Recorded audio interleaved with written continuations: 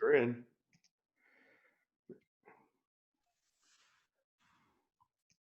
Hello, Hi there. hello. Hello, gents. How are you? Hi, Good. Karen. How are you? Very well, thank you. Yeah, very well. This light's a bit weird. Shall I turn it off? I think you're good. Better? No, I don't care it's one way or the fine. other. Doesn't matter to me. Yeah. As long as you're happy, I'm happy. So it's all right. Look, we're all work from home, so nobody cares about the lighting, in my opinion, particularly in a video podcast. Yeah. Yes, I agree. We're I very agree. we're very low maintenance anyways. So Oh, I love that. I'm already looking forward to it. Yeah. so we Um, don't have any script or planned questions or anything. So all of our shows are just, free flowing random conversation. We go wherever we go. Right. And you know, at the end we'll probably ask you how we can be helpful to you and give you a chance to kind of maybe plug something you're up to or Yeah, not up to much. Sitting at home. yeah, exactly. No, I can if think you of need something. if you need some new Netflix shows or Hey, something, that's the we're stuff that happy to I go need. there. That's the stuff that I need. Good recommendations for TV, different brands of wine that I can experiment with, anything like that. There you go. Scott's the tequila drinker, so if you want to know about Oh, tequila, really? I love tequila. It has to be good, proper Mexican tequila, not this Jose Cuervo nonsense, but yeah. Exactly. Yeah. So if you need any, tequila advice, I'm your guy. Yes. Yeah. I'm making notes, Scott. I'm writing it down. I won't forget. cool. So this is just really sort of how it goes. So I think the best place for us, that we always love to start is just sort of understanding, like, what was your background like in sales? Like, I don't even mean like your first sales job, but like as a child, were you a hustler? Were you trying to make money? Were you always hammering mom and dad for a job? Like, Nope. no? No, when I was a kid, I was a geek. It was all about the books for me. Books, school, learn, that was it. I never had any idea where my career would take me, but I knew I would go to university, and that was really my only goal for my entire childhood. So how did you discover sales? So I call myself regularly to my clients an accidental saleswoman. So I had been to university, as discussed, and I did what most people here in the UK do after university, which is go backpacking for a year. Spent a year traveling, came back to the UK, had no money, and I saw an advert for a job that said, do you have a university degree and have you been to 2 non-European continents? And they were literally the only 2 things I had. Right? And it turns out when I got the job that it was a sales job in the travel industry, and that was my very first full-time job out of university. Did anybody teach you how to sell? Did they have a program for you, or was it like, here you go, good luck? They did have a program, so I was very lucky. It was a large international travel agency, and they are very, very well established. And they did have a really good quality training program. And I would say that a huge part of my technique came from that world. But my passion for selling came from the fact that I was selling something I loved so much, and the joy of seeing a family, going on or taking photos of or having that travel experience that they had so dreamed of having, and it being about me, was the thing that made me really excited about selling. It was definitely for me the connection with making people happy and solving problems and adding value that got me excited. But yeah, the technique came from good old-fashioned training. Cool. You Go ahead, Scott. I was going to say, so you've been running your own company, Elation Sales, for quite a while now, 11 and a half years or so. Yeah. Why don't you tell everybody, what Elation Sales is all about and where you're at and, kind of what you're up to so people have context. Of course. So you're going to get a bit of a theme developing here because setting up Elation was also a bit of an accident. Love all of it. Accidental. Turns out my life is not so well planned, but don't tell my clients that because they kind of expect that from me.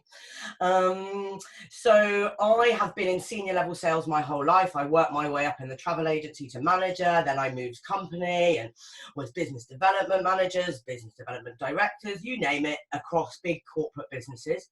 And in 2009, I had my daughter.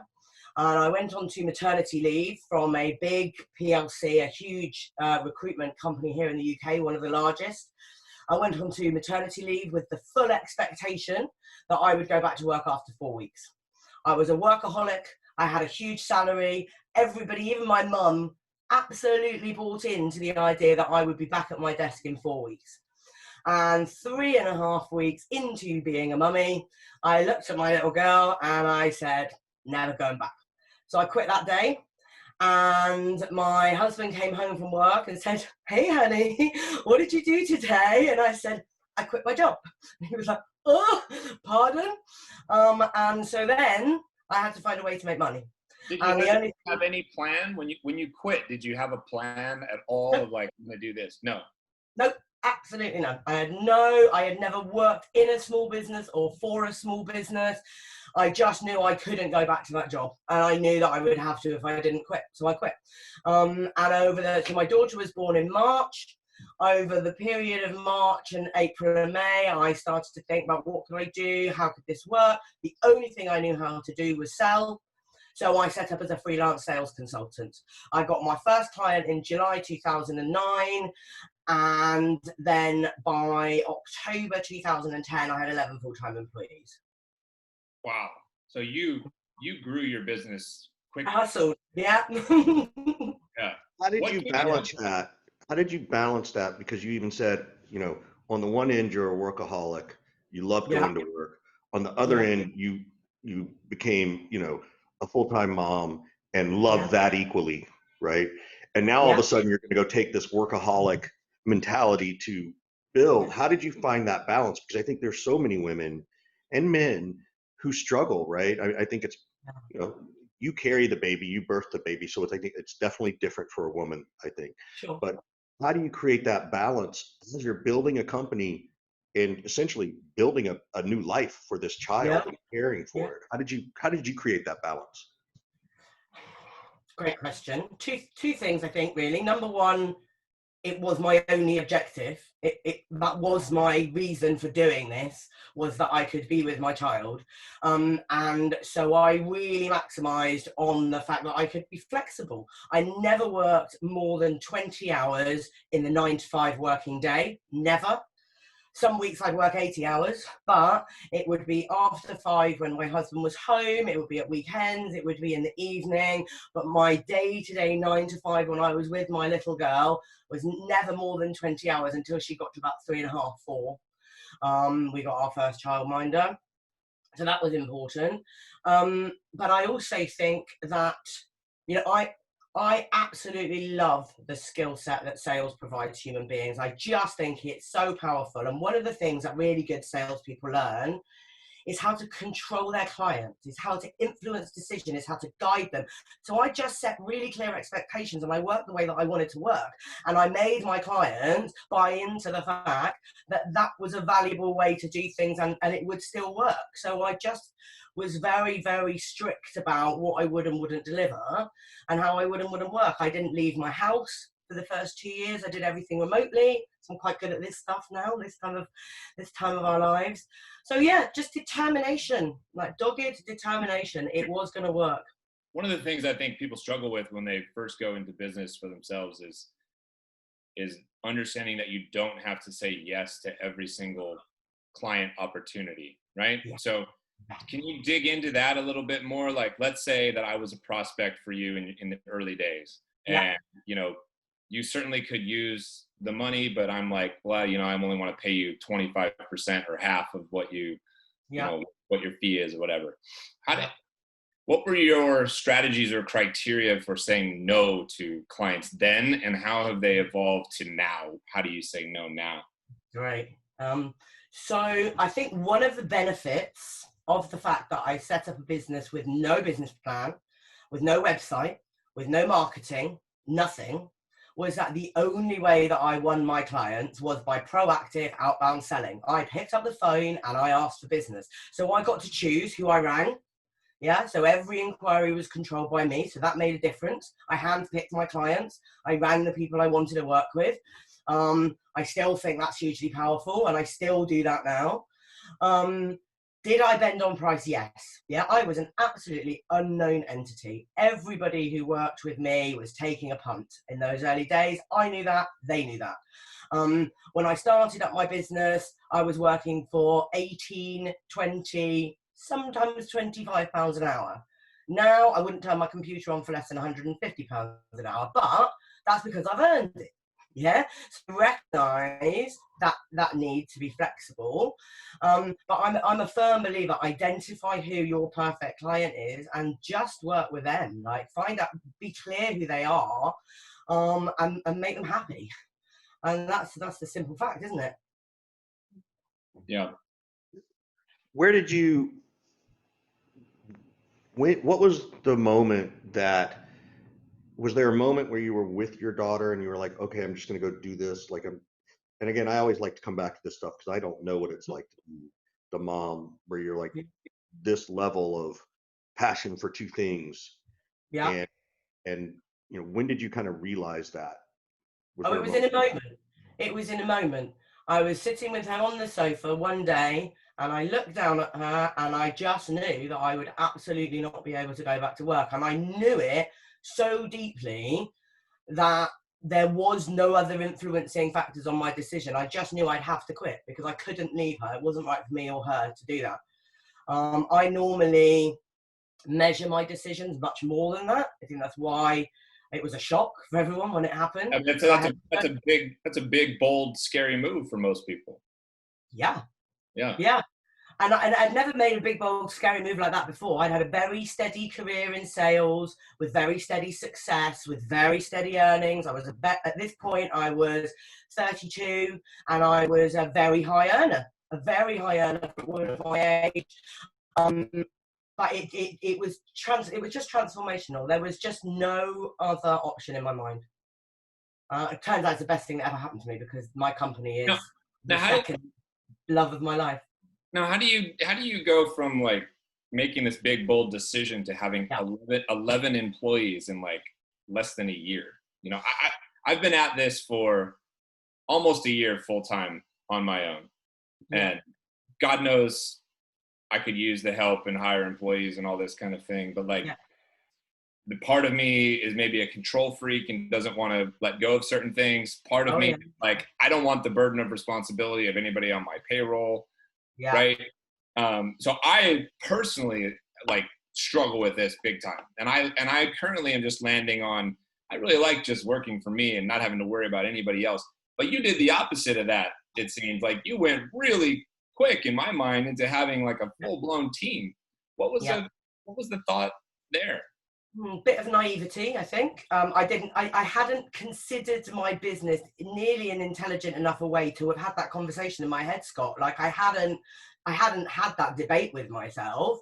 Right now in my business today, I have 3 employees. So that will tell you a bit about what I learned over the years. What happened was very early on in my attempt at being a sales consultant, I would write strategies for businesses and I would support managing directors to create sales processes. And it very quickly became clear that in a lot of small businesses, these guys, they can't implement my process because everyone's terrified of picking up the phone. Nobody wants to talk to anybody on the phone. It's a dirty word and it horrifies everybody. So the only way they could implement this process was by outsourcing their phone work. So I spent 6 weeks in my back bedroom, cold calling for 10 different companies and went, no, I did not set up in business to be cold calling from my back bedroom.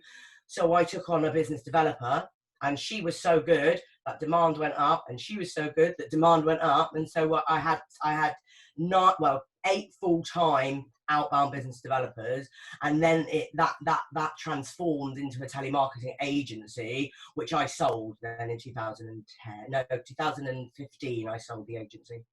I just built it for equity and sold it.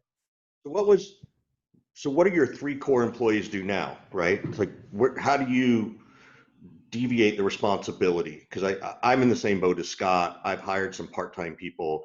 I'm asking selfishly because I'm Of curious like course. what others are doing, but I think that's a big piece that people, there's so much to do, you don't know where to put the energy, right? Yeah. Or the resource.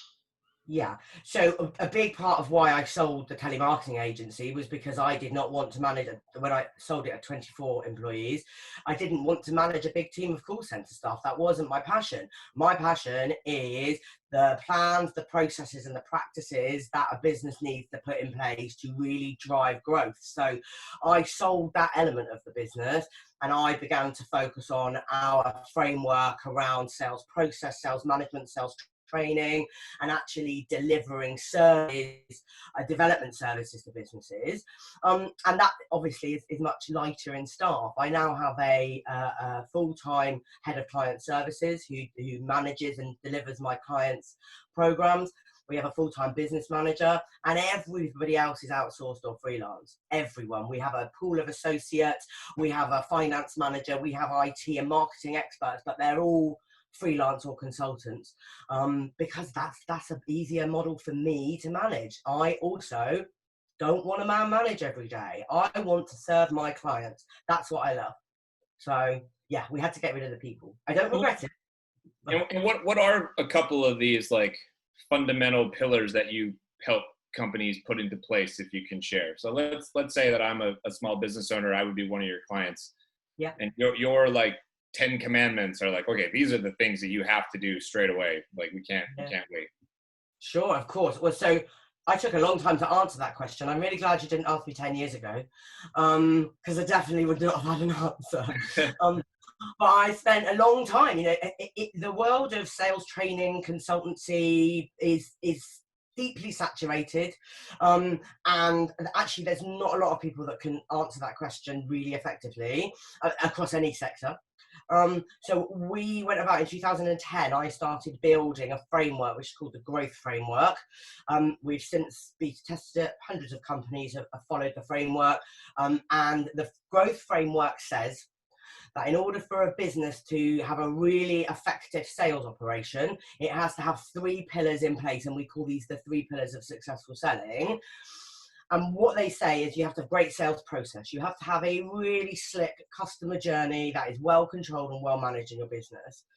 You have to have really great sales communications. Yeah, the people who are talking to your customers need to be saying good stuff all the time, in writing or in words. And you have to have really great sales management. You have to have an inspirational, high-performing culture that is led by someone who absolutely gets it. And if you've got those three pillars in place in your business and you're really effective in all three of them, then you will meet your growth aspirations. And anytime you're not, you can dig around into one of those pillars and start to diagnose where it's not quite as sharp as it needs to be and change it and get better. So it's a nice formula. It's something manageable for non-sales professionals to get their teeth into, I guess. Yeah. The only thing that I didn't hear there is a good product to sell. So where does the product come into this three pillars that you talk about? I love the three pillars, but I'm thinking. So the way that we productized it, we've got three streams of product around the growth framework.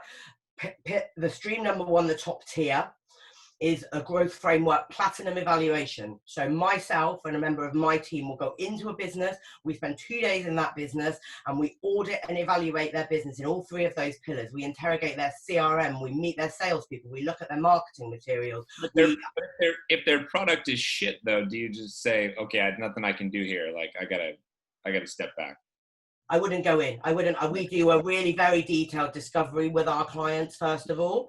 And part of our mission statement and on all of our proposals is we never work with failing businesses. We work with successful businesses who want to take their business to the next level. I'm not a turnaround specialist. I can't fix stuff that's so broken it's fallen over. Our clients are successful, profitable businesses who have massive growth aspirations and really take themselves seriously. So yeah, I don't claim to be able to turn around a failing ship at all. I don't think that's much fun either, is it? It's very hard. I've done it once before, and Oh, It I ended, would love to it hear ended, that it story. ended up being rewarding, but not Sure. not the same. Do you Same. do you sell? Are most of your clients in Europe and the UK? Do you have any in the States? Yeah, we do have clients in the States. Yeah, we were just bursting into America before Corona started. So last September, we went over and did some workshops there, and then we started taking 2 Washington-based businesses through our growth framework. The evaluation that I was talking about, that 2-day evaluation, that then gives you a suite of reports that give you a diagnostic around what needs to happen in your business, is then followed by a 12-month growth program that slots in training, consultancy, coaching, mentoring, all around your areas for development along the framework. And we just started to do that with an American company when I got banned from flying to America. What do you see as the difference in selling in the selling styles of the Yeah. sales reps in the US and the UK? It's always an interesting question. Um, so I'm curious as to your thoughts of that. Yeah, I love that question. I really adore working with and in America. And one of the reasons for that is that the biggest difference, and I have worked with American companies previous to this. This is when I used to be the European sales director for a big American drainage company.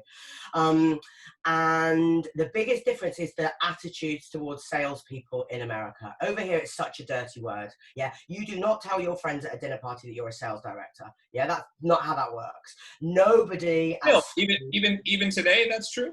Yes, yes. Really? Yeah. They'd rather that you were a lawyer, a policeman, a judge, anything else.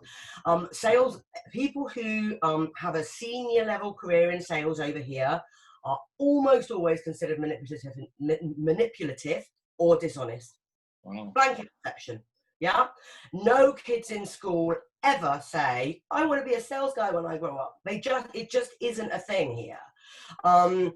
People hate selling, they hate being sold to, and so it is incredibly difficult to gain credibility and reputation in the sales profession, and that's not nice. The thing I most love is considered to be something really negative. In America, I got nothing but respect, enthusiasm.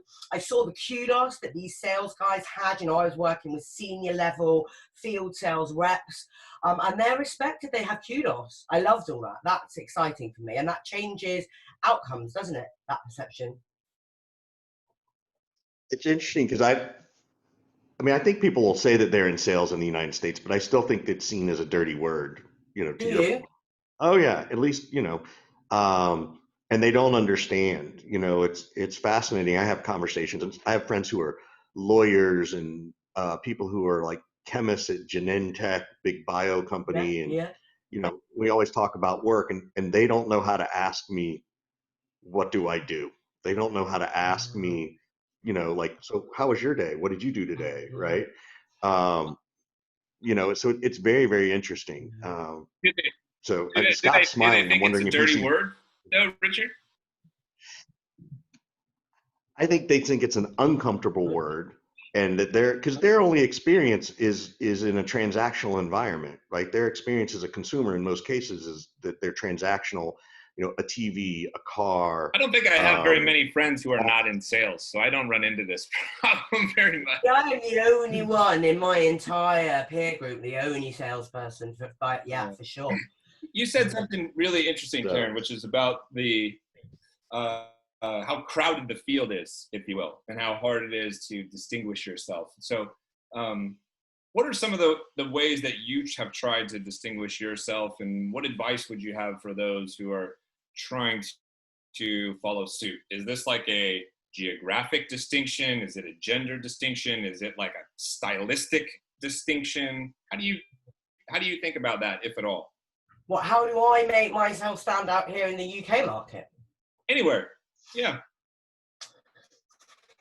Do you know what? I think that's a question that I should be much better answering.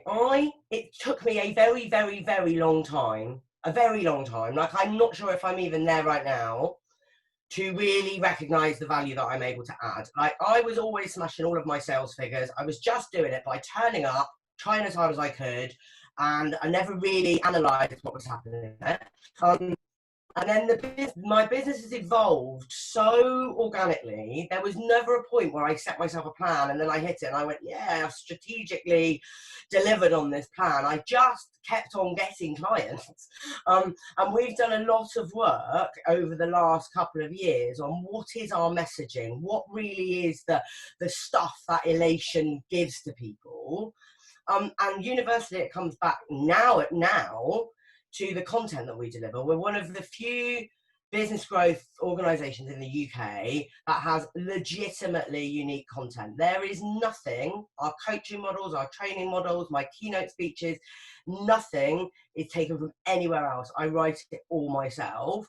And I think that a unique selling point is really, really, really hard to achieve.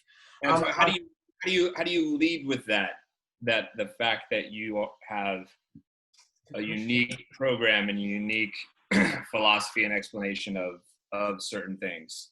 Because especially from an outsider perspective, like Richard and I, over the course of the last 6 months, have spoken to and met with tons of UK sales leaders, right? So we've had Allison on the show, we've had Jules on the show, you're here on the show, we've got I'm blanking on some of the other ladies, but like Daniel Disney's been on. He's been on. He's great, yeah.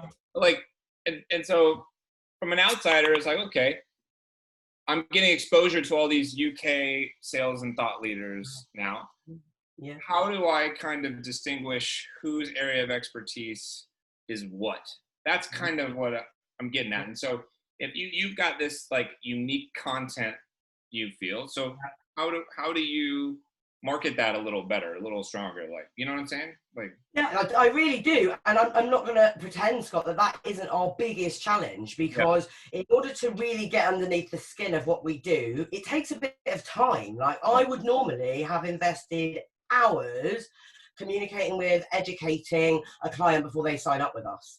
And we still have not perfected that magic formula of what's the 2-sentence message, like unique primary message that we say that makes people go, wow, I get it. We haven't done that yet. We're still a business that is evolving, and we're still learning about that. I think what's a really interesting point about that, and good on you, is a lot of people, I think, don't go forward until they have answered that, right? And at least here they do. There's a lot of people who are like, oh, I can't do anything yet because I need to get all these ducks in a row. I need to have my messaging perfect. And here you are, and you're sort of saying, nah, fuck all that. Like, you don't have to have everything perfect, right? Like, you're still going, you're still growing, you're still, doing good in your business. Is there thing you need to improve on? Sure, there's thing you need to improve on, but it doesn't have to be perfect. No, right? No, I think the thing is that the stuff that has to be perfect for me, absolutely without question, is my client's experience. They need to receive an absolutely blinding experience when they're with us. They need to adore being coached. They need to buzz off being trained. They need to go away and they need to get better at what they're doing. And the business owners need to be able to recognize and measure tangible business improvements. And we poured all of our energy into that. Like, the growth framework in 2016 was awarded the UK's most effective business growth tool. We've won the UK's most innovative business growth product. This is the only product in the UK that will allow you to audit and assess your business, benchmark it against what really world-class looks like, and write a performance improvement program that will nail all of those arears. It's the there you only go. There's your 30-second marketing clip. You just tell me that. You just coached that out of me, Scott. That was magic. You just nailed it. You'll have your team chop it up, and you recycle that, and there you go. Thank you. Thank you. That's at minute 31, by the way. That's about minute 31 in the recording, maybe 29. So there you go. Thank you. Does that make it clearer, what I just shared there?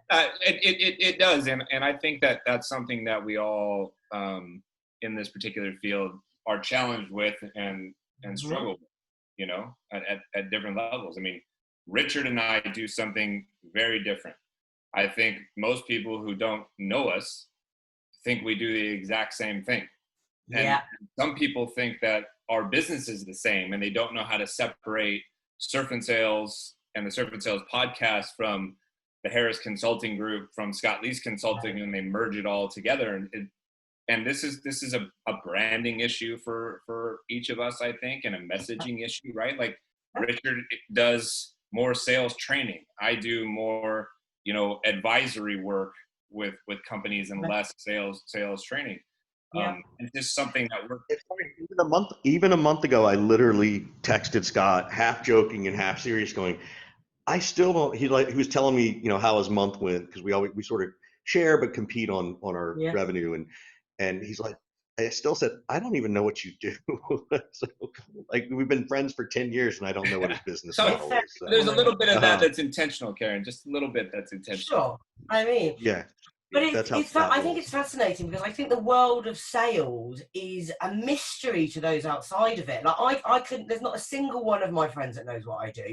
I have one friend, this is an interesting reflection of that point. I have one friend who is an actress, a brilliant actress.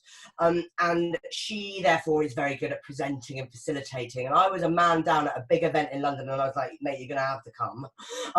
I'd been in business 7 years at this point. She's one of my closest friends. She knows what I do. She watched me give a couple of seminars. She watched me do some facilitated workshops and some panel stuff. And at the end of the day, she was like, wow, that stuff you do, that's really useful for businesses, isn't it? And I'm like, yeah, mate.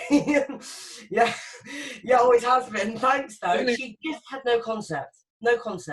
Isn't it so weird when people who maybe only know you in one particular fashion, like stumble upon you in work mode or something like that? Like there's some parents on my kids' sports teams who just only know me as, the dad of Caleb, the dad of Braden, watching the soccer games and baseball games and whatnot. And then all of a sudden they'll some of them have seen me on LinkedIn or got a newsletter of mine or something. And they're like, what the fuck? I didn't know that you did all this kind of stuff. Does that ever happen to you, Richard, where you're at? Yeah. It does. But again, most of my friends, all the parents on the kids' sports, they do know what I do, right? They don't necessarily know how I do it or what I do, but they know what I do. So it's a little bit different. But is that strategic on your part? Like, am I making a huge mistake just not telling people what I do? I don't know. No, I think it's my social awkwardness that makes that happen. I'm very awkward about talking to myself. I'm not good at I want to have conversations. I also think guys have a hard time opening up in general. So, as you become a dad and, all of a sudden there are dad play dates along with the kid play dates. And the only thing I can be relevant about, I think, to begin with is work. And so what do you do? What's that like? And it's interesting. I used to tell my wife when we could go out and meet people, right, and go to a party, and we you separate, we come back and we say, well, who did you talk to? And I would say, oh, I talked to this person or that person. And she'd go, what do you think of them? And I said, well, they don't know how to talk. And I'm like, she goes, what do you mean? I was like, I can easily say, so what do you do? Like, what are you up to? Because I try not to go into the kid conversation, because then it's just a fucking rabbit hole. And then people never turn around and say, well, what do you do, Richard? And so it's a measurement for me of how engaged and how much effort will I put back into this person, right? So I guess I'm going through a sales process to a certain extent. So the funny thing is, I don't think any of my friends are going to sit here and listen to this episode, but if they did, they'd probably all go, yeah, oh, I didn't know that's what you were doing. So it's interesting in that regard. But I have a question. I have another question for you, Karen. We talk to a lot of women. One of our goals around the podcast is talk to underrepresented communities in general terms, whether it's women, of color, everything. And there's a common theme in the States about how hard it is to be a woman in sales. Just sort of the bias that's intentional and unintentional. Same thing in the UK, or is it? And do you even, or you're like, no, I've never noticed that, Richard. Like, I've never seen that. So this is one of my soapbox subjects. I could talk about it all day. I have I have a very specific experience of that. And the women out there are going to hate me, and please let me finish this sentence before you judge me. I genuinely did not realize the significant pay gap, the significant gap in opportunities, the significant gap in perception of ambition that existed in the UK at all until very recently. I've become very engaged with the feminist story more recently. I've done a lot of work with women's groups about that pay divide, and I was quite shocked. And I had a long conversation with my mum, and I said, how is it that I never got paid less than any of the guys around me? I normally was the boss. I always had male employees. I rarely had a male boss. I never felt limited in the ability to be promoted. It just never, ever crossed my mind that I was in a different scenario to the men around me.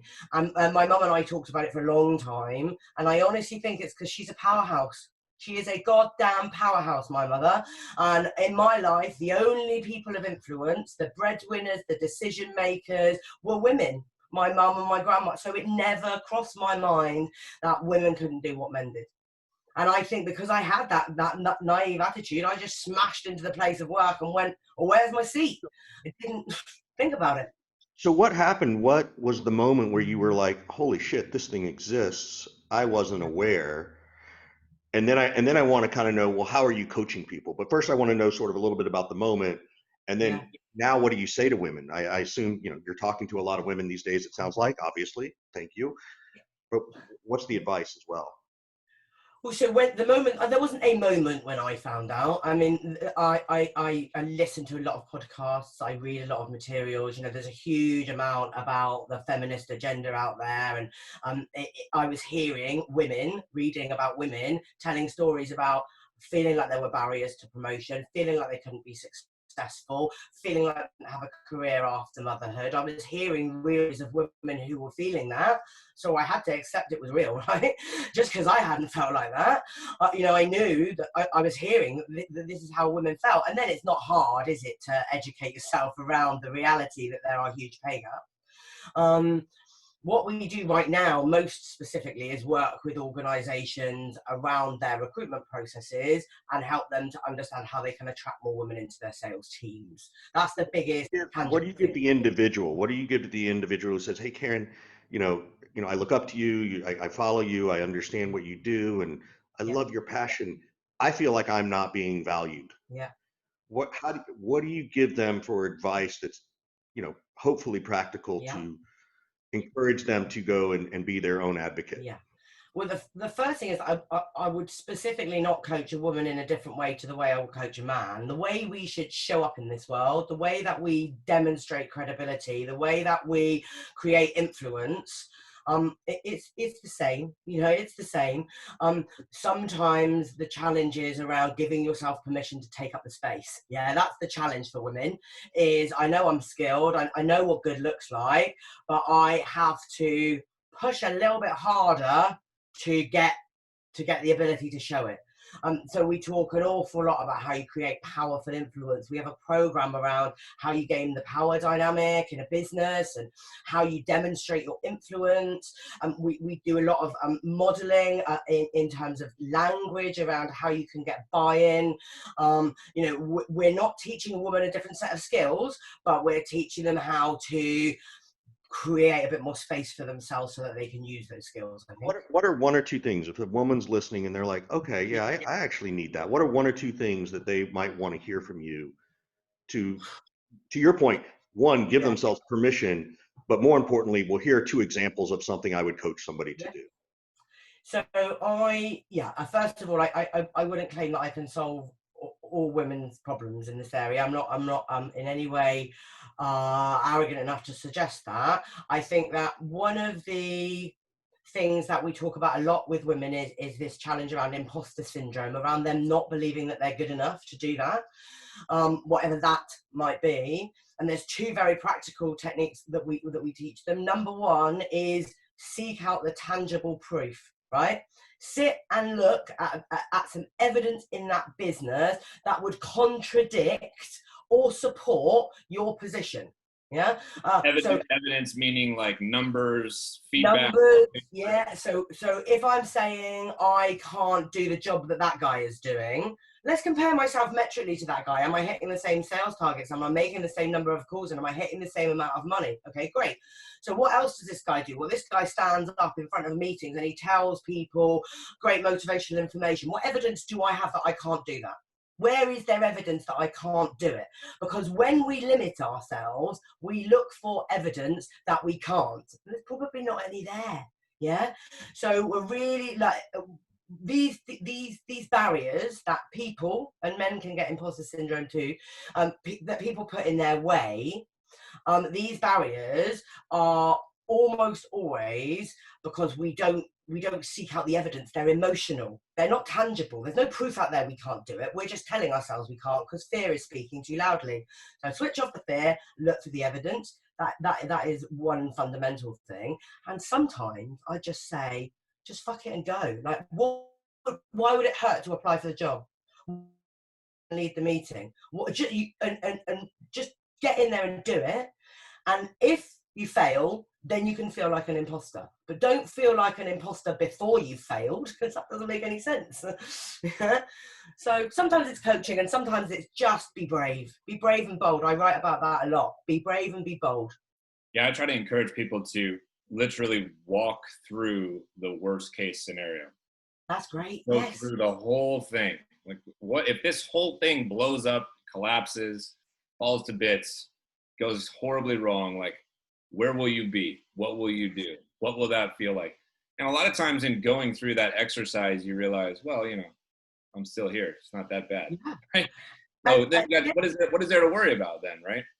And I would imagine, Scott, that when you ask people to play that out and you say, what is the worst case scenario? They say, well, I'm frightened that I failed. And you said, well, you're frightened of failing already. So nothing's changed, actually, right? So you can either be frightened to fail and do absolutely nothing, or you can be frightened of failing and give it a crack. And the feedback is usually never anything overly dramatic. It's never like you're going to get fired or you're going to, you know, lose all the money you own or things like that. It's like, your worst case scenario is you might look silly for 5 minutes and people might think you weren't exactly the right person to talk on this. Oh my God. Yeah. Okay. I think you'll be okay. I think we can survive this one. Yeah. I have one more question around this a little bit. And then I know we need to sort of move to wrapping, but as a mom, your daughter's what, 8 years old, 9 years old? 11 now. She is 11. 11, now. right? And this is why Richmond is in sales and not a mathematics professor. He's great at numbers. She said her daughter was born in 2009, Richard. Believe me, I have 100% said, don't put me in sales operations to count the revenue. Just make sure my commission check is right. Yeah. And I don't know if you have another. No, she an only child? She's my only. Yeah. How do you coach her as a mom to be a strong woman? Right. What are the things that you see? Because I think it's important, right? Yeah. And again, I think particularly in this COVID world, we're all experiencing different things with our own kids, and I'm curious, how do you coach her to that? So I have never made a proactive decision that I'm going to educate her in a particular way about things. You know, I am here. I am a woman who is successful and confident. I'm really proud of what I do. She sees me every day. So a lot of that's osmosis. I educate her intensely. Like, she's very, very commercially aware. She's very socially aware. You know, she came home at 7 years old with a pad and a bit of paper, and she'd written a list of all of the things that the world tell her that girls can't do. Play football, make guns, all this kind of stuff, crazy stuff that comes out of a 7-year-old's head, and set herself a mission that she was just going to complete all of those things, because there can't be things that girls don't, that awesome. Can do. And it's just come from me being me, I think. I tell her she's brave, I tell her she's brilliant, and I tell her she can be whatever she wants to be. And I believe that, and she believes that, and I don't care whether she works in a supermarket or she becomes a rocket scientist, and she knows I don't care. As long as she had a t-shirt when she was born, and we make a new one every year on her birthday that says always be the kindest person in every room. And I don't care what she does, as long as she's sticking to that one rule and she's not breaking any laws, then we're good. Breaking the law. There you go. We have that one rule, right? So my mom used to tell me, you can go do what you want, but don't call me if you go to jail in high school. Right? She knew I would go out with my friends, and we used to go to this place called the Hill. You know, you can Yeah, imagine what happened I on the can. Hill at Yeah. teenage years, and she just said, "Don't call me. I'm gonna leave you there for 24 hours." So I appreciate that. Well, that's really sweet, and it's beautiful, and I love how it's just sort of built in through osmosis, which I think all of us try to do. Yeah. But I know I know plenty of people who were like, well, how do we do all this balance, and screen time is the big challenge here and all that kind of stuff. So, well, I know this has flown by, and it's been super awesome. So thank you for being here. And by the way, we have to give a quick shout out to our sponsor before the last question, Lead 411. If you're looking for a cool and interesting way to gather intent data and direct dial cell phone numbers, please check out Lead 411. But our last question is always, not obviously, but always is, how can we help you? What can we help Karen do? Business wise, advice, general advice, some cause you're supporting. What can we do to support you? Well, I guess at the minute I am on a. This is probably not a particularly exciting one for you guys, because you probably nailed this. But I have had a huge fear all of my life of cameras. Huge fear. I would rather present to a room full of 1,000 people than I would to make a video of myself talking. And it's a genuinely disabling fear. It really was quite bad. I don't know if you guys have spent a lot of time watching Friends, but I'm Chandler without any question.